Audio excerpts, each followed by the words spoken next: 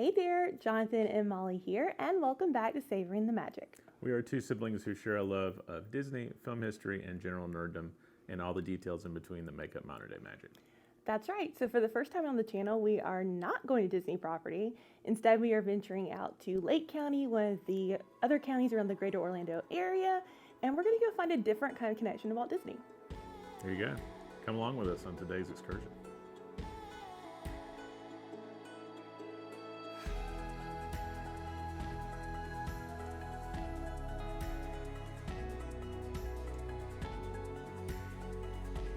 So it is about, 7:30 a.m.? Yes, it is.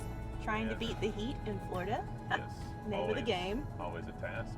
Yes. So we have about an hour drive or so to get there. So before that, breakfast. Oh, breakfast.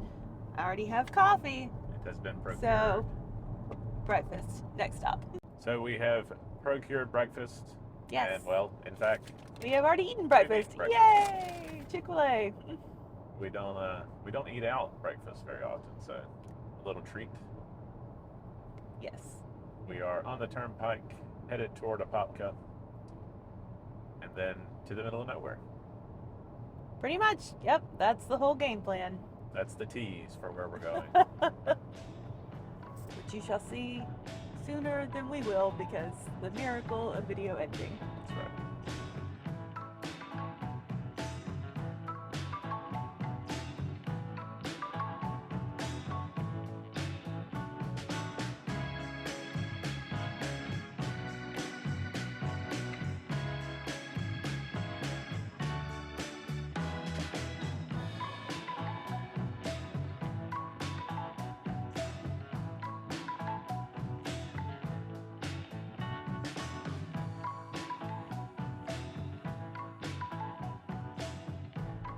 We are about 10 minutes from our destination. We've officially arrived in the boonies. That's right. Off we go.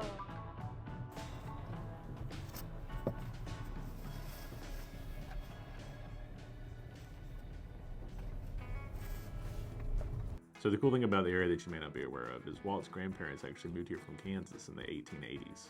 Just a little bit of context behind that is in the mid-1800s, with the railroad expanding and steamship travel increasing, clusters of small camps and settlements began to pop up in Florida, specifically around the St. Johns River. Unsurprisingly, citrus crops and cattle farms became quite prevalent amongst the settlers at that time. Charles and Henrietta Call, Walt's maternal grandparents, arrived here in the fall of 1884 with their 5 youngest children. As an adult, Jessie spoke about the fact that their move down here was very heavily influenced by the harsh winters in Kansas and just not being able to handle those anymore. And they did not travel down here alone. Keppel Disney and his son Elias Disney, their neighbors, traveled down here with them because Elias had become quite smitten with Flora. So the Calls settled on a plot in a town called Kismet, the Turkish word for destiny, ironically enough. Yes, and the town even had a sawmill, of course plenty of farms, and it had like a 50-room hotel.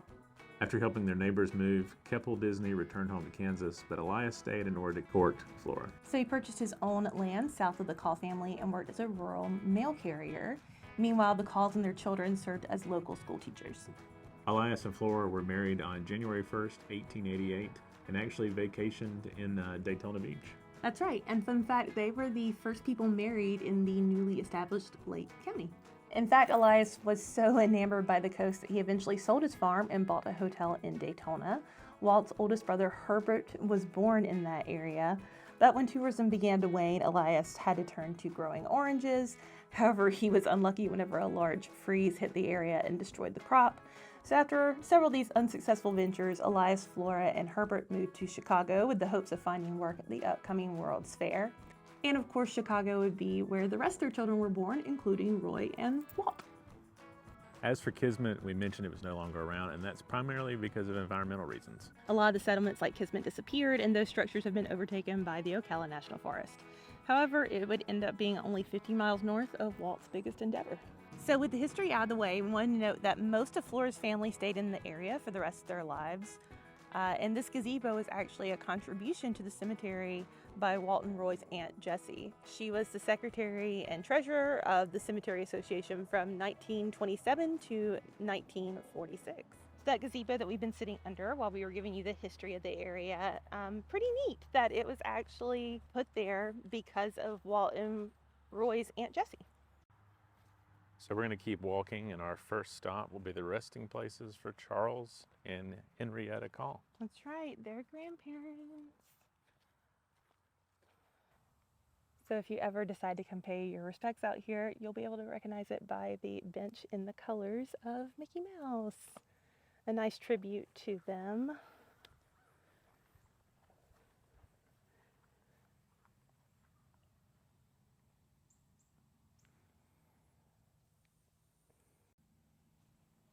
Oh, there's even a nice little plaque. So their land was about a mile north of current-day Paisley, based on the plaque that they've placed here. And, you know, based on what we can find and what we've read, Walt and Roy did come down here some during their childhood, during the summer, whenever they were off from school, specifically to spend time with their Aunt Jessie. It's really sweet that someone's put the little Mickey out here as a tribute. Obviously, this is one plot, and also on the plot is not just Charles and Henrietta. So buried in the same plot is Walt and Roy's Aunt Jessie and her husband Albert. Jessie and Flora were close in age, so it kind of makes sense that Walt would have had a good relationship with them. Albert was the postmaster until 1935, and Jessie took up the position afterward. She was also a school teacher and a principal in the area. Yeah, so we talked about the fact that, you know, supposedly Walt and Roy came down here, and it says on the plaque, and spent some time with the side of the family, especially with Jessie. And the cool thing is that Walt actually stayed in contact with her into adulthood. And we were even able to find a picture of him with his Aunt Jessie and one of his cousins, which we will put in now. That's right. And you can definitely tell that this cemetery has been here for quite a while. Yes. A lot of graves from the 1800s. Which, you know, Walt is obviously buried out in California, so, you know, it's our way to kind of pay respect to him and his family from Florida, because it's the closest we can get right now.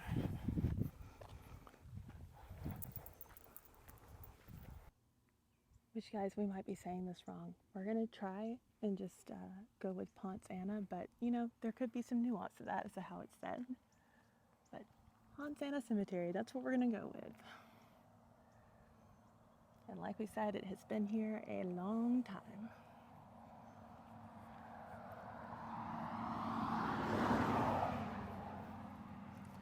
And just a practical note, there are a lot of ants here, so if you do decide to come pay your respects, walk carefully.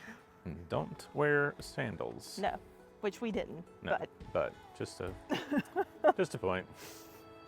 So we hope you guys enjoyed learning about Walt's Floridian family ties. We certainly had no clue until we started reading a whole bunch in preparation for the vlog, and we just thought it was really neat. So we wanted to share it with you guys. Absolutely. So thanks for joining us on today's, different excursion. That's right. If you like the video, be sure to like, comment, subscribe, let us know what you think. And we'll be releasing videos every Wednesday and Saturday.